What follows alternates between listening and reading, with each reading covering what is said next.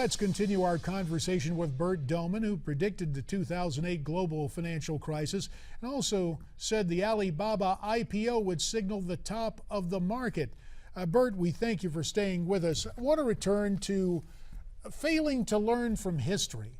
You talked about quantitative easing and just printing more and more money and the clear threat of hyperinflation. Why is it financial markets never seem to heed the lesson? Well, because our markets and our rules and laws are created by politicians, and politicians are only in it for the short term. And, there's no one there who has an incentive to look at the long term. Like the heads of the Federal Reserve, look at the one who created this quantitative easing. He's now retired. He's going to be on the beach when finally everything starts falling from the sky. But that's going to take years. They make the rules. They can change the rules at will. They can keep this thing glued together for a long, long time, longer than short sellers can stay short. So never think that this is the end of the world. We will have sharp corrections. We're having one right now in the stock market. But eventually, if you have the cash, it would be a great buying opportunity again, because the politicians cannot afford a collapse. But let's turn briefly to the midterm elections coming up in a few weeks. The economy is on high on the mind, of the voters. Do you think fears of a bad economy will affect not only turnout, but who voters will actually elect?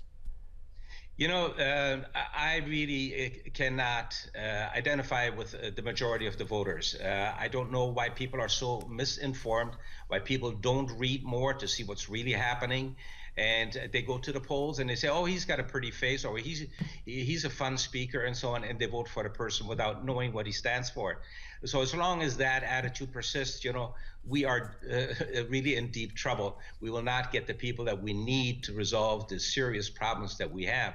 Look at this Ebola crisis, how it is being handled. We're not getting the truth. This Ebola thing is so much more than the media says.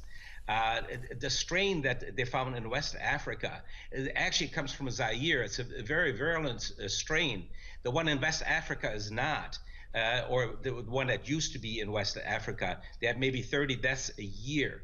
Now it's an epidemic, and this is a strain that comes from several thousand miles away from West Africa. Where did it come from? How did it get there?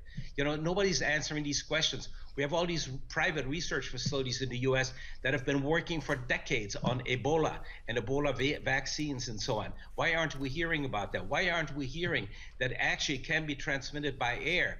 The research facility in Reston, Virginia, about 25 years ago, they had several hundred monkeys, and they were in different rooms. They had no contact with each other, but they transmitted Ebola via the air conditioning ducts. So this is, we're getting so much misinformation. Stay 1 hour on the internet and read some of the articles.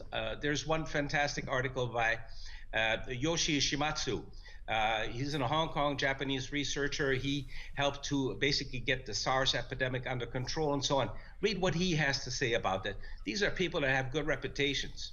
Well, Bert Dohmen, you've brought it back full cycle. And again, it's obvious you do your research, because you've opened some doors of inquiry here dealing with Ebola that we will follow up on. In the meantime, sir, we thank you very much for your time, and we look forward to our next visit as you Skype in again from Nevada. Thank you so much, sir. Thank you very much. Have a beautiful day. Thank you. Now, we heard Bert express concerns that a lot of us have. Has certain information been withheld from us? We've been also talking today about the notion of new green cards being printed up for millions of illegals to give them, in essence, administrative amnesty. The whole notion of executive overreach. We would be remiss at this juncture if we did not remind you about the new book written by our good friend Dick Morris. The name of the book, Power Grab, Obama's Dangerous Plan for a One-Party Nation. In the book, Dick Morris and Eileen McGann outline President Obama's secret plan to change America, to give the left political dominance. You can get your new book from a variety of sources, but speaking of the internet, why don't you check out the website powergrab411.com. And America's Forum will continue right after this.